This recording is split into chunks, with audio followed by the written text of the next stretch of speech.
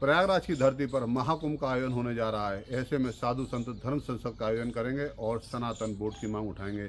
महाराज जी, महाकुंभ की बात करें तो सनातन बोर्ड की मांग उठेगी। वक्फ बोर्ड के इक्विवेलेंट सनातन बोर्ड की मांग हो रही है। क्या मानना है इस विषय पर आपका? देखिए, बरसों से जब ये देश आप कहते हैं कि पंथ निरपेक्ष है, तो किसी भी पंथ निरपेक्ष देश में किसी विशेष धर्म या किसी विशेष पंथ के लिए आपने विशेष चीज़ें क्यों रखी हैं? अगर वक्फ बोर्ड है, मैं सीधी बात बोलता हूँ, तो सनातन बोर्ड होना चाहिए।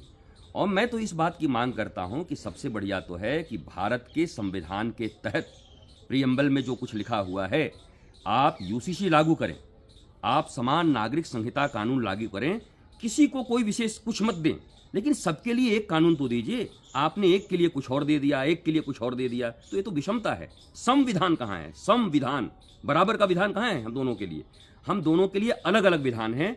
शायद अगर यूसीसी की मांग हो जाए, एक नागरिक संहिता कानून आ जाए, तो कोई किसी चीज की मांग नहीं करेगा। और अगर जब तक ये बोर्ड हैं, तब तक सनातन बोर्ड का मांग करना हमारा अधिकार है।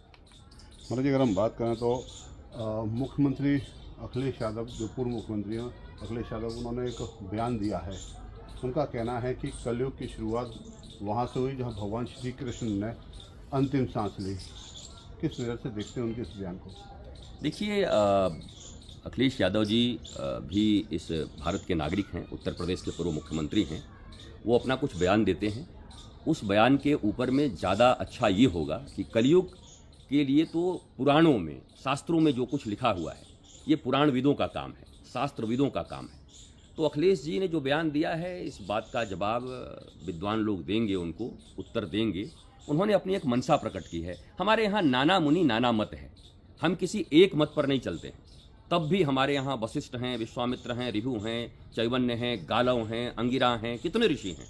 तो अलग अलग बयान हैं, अलग अलग बयानों पर प्रतिक्रियाएं देना भी ज़्यादा उचित नहीं है। उन्होंने कहा है, अब किस पुराण से कहा है वो इस बात को सिद्ध करेंगे, बाकी लोग जवाब देंगे। महाराज जी, महाकुंभ होने जा रहा है, तरह तरह की बातें सामने आ रही हैं। एक बयान इस तरीके का भी आया है कि महाकुंभ में जो भगवान कृष्ण को, राम को नहीं मानते हैं, उनको प्रवेश नहीं देना चाहिए। देखिए, भगवान राम और कृष्ण भारत की आत्मा है और सनातन संस्कृति हमारे देश का प्राचीन आधार रहा है। और सनातन इज इक्विवेलेंट टू ह्यूमैनिटी। मैं बार बार कहता हूँ, सनातन कोई कास्ट, क्रीड या रिलीजन नहीं है। महाराज जी, महाकुंभ होने जा रहा है, तरह तरह की बातें सामने आ रही हैं। एक बयान इस तरीके का भी आया है कि महाकुंभ में जो भगवान कृष्ण को, राम को नहीं मानते हैं, उनको प्रवेश नहीं देना चाहिए। देखिए, भगवान राम और कृष्ण भारत की आत्मा है और सनातन संस्कृति हमारे देश का प्राचीन आधार रहा है।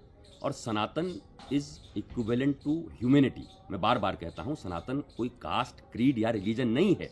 सनातन का अर्थ ही है मानवता। सर्वे भवन्तु सुखिनः सर्वे सन्तु निरामया वसुधैव कुटुंबकम की उद्घोषणा करने वाला जो हमारा सनातन संस्कृति और धर्म है, वो सबकी बात करता है। तो सनातन संस्कृति या सनातन धर्म में लोगों ने, साधु संतों ने ये मांग की है कि जो राम और कृष्ण में आस्था रखते हैं, वैसे लोग ही वहाँ पर आएँ तो ज़्यादा अच्छा है। या जो राम और कृष्ण के बारे में जानने के उत्सुक हों, हमारे यहाँ जिज्ञासु, अर्थार्थी, ये सब लोग हैं। तो अगर जिज्ञासु हैं तो वो आएँ, अर्थार्थी लोग भी आएंगे। तो जिज्ञासा लेकर के आएँ कि भारत की आत्मा राम कैसे हैं, श्री कृष्ण कैसे हैं। और वहाँ विभिन्न साधु संत, शंकराचार्य सभी मिलकर के उनको बताएंगे कि भारत की आत्मा राम कैसे हैं, कृष्ण कैसे हैं। तो ये मांग भी सही है। जो राम और कृष्ण में विश्वास रखते हैं, उनको इस महाकुंभ के मेले में आना चाहिए और आकर के, जो नहीं जानते उनको जानने के लिए आना चाहिए। तो ये मांग भी ठीक है। अगर हम बात करें तो सनातन विद्या पद्धति कितनी जरूरी है और क्यों जरूरी है?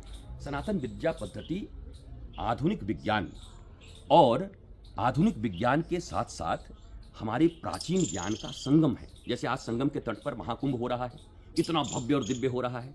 इस भव्य और दिव्य महाकुंभ से पूरे विश्व को संदेश जाएगा कि सनातन धर्म क्या है, सनातन संस्कृति क्या है। तो हमारे संस्कृति को, धर्म को, और सबसे बड़ी चीज है ब्लिसफुल लाइफ के लिए आप आनंदित जीवन कैसे जी सकते हैं। आज हमारी, आप पत्रकार हैं, मैं साधु हूँ, कोई दुकानदार है, कोई कंडक्टर है, कोई कॉन्ट्रैक्टर है, कोई लीडर है, कोई प्रीचर है, कोई टीचर है। सबकी मांग क्या है? एक हैप्पी लाइफ, एक आनंदित जीवन। आनंदित जीवन का सूत्रपात गर्भ से शुरू होता है और फिर हमारे मानवता के ऊपर गर्व करने का हमारा समय होता है। हमारे सनातन विद्या पद्धति का मूल उद्देश्य है गर्भ से यह शिक्षा प्रारंभ होगी, जैसे ध्रुव, प्रहलाद इत्यादि की हुई थी। और ये आप गर्व करेंगे कि मैं सनातन संस्कृति का पुरोधा हूँ, विद्यार्थी हूँ। आप जीवन में स्वयं आनंदित होंगे तो लोगों को आनंद दे पाएंगे। आप डिप्रेशन में होंगे तो डिप्रेशन बांट पाएंगे। आज पूरी दुनिया डिप्रेशन के जद में है, वो डिप्रेशन बांट रही है। मैं आनंद देना चाहता हूँ और विद्या के बिना संभव नहीं है। आज तक यही मांग होता था कि मंदिर बनाओ, मस्जिद बनाओ। लोग कहते हैं बाबा लोग केवल मंदिर मस्जिद की बात करते हैं। आज तो मैं सनातन विश्वविद्यालय की बात कर रहा हूँ, जो ऑक्सफोर्ड, हार्वर्ड और कैम्ब्रिज से भी बड़ा विश्वविद्यालय होगा। और हमारे भारतीय सनातन संस्कृति के अनुसार अभी जो महाकुंभ लग रहा है, उस महाकुंभ में अब भरद्वाज मुनि जा रहे हैं, याज्ञवल्क्य जी जा रहे हैं। भरद्वाज जी का वहाँ आश्रम है। किस लिए जाते थे? हमारे वेद वेदांत सिद्धांत को सीखने जाते थे, धर्म की चर्चा करने जाते थे। पूरे देश और भूमंडल के राजा आया करते थे, 1 महीने तक वास किया करते थे कि हम सुंदर राजनीति कैसे कर पाएं, हम शासन व्यवस्था कैसे कर पाएं। महाकुंभ इसी के लिए लगता था। आज भी महाकुंभ इसी के लिए लग रहा है। ज्ञान की जरूरत सबको है, केवल भारत को नहीं है। और मैं ज्ञान की इस परंपरा को, जिसने केवल नौकरी के लिए शिक्षा बना दिया है, उस नौकरी मुक्त शिक्षा का मैं प्रतिपादन करना चाहता हूँ। यह शिक्षा हमारे आनंद के लिए है, आह्लाद के लिए है और हमारे मानवता को सिद्ध करने के लिए।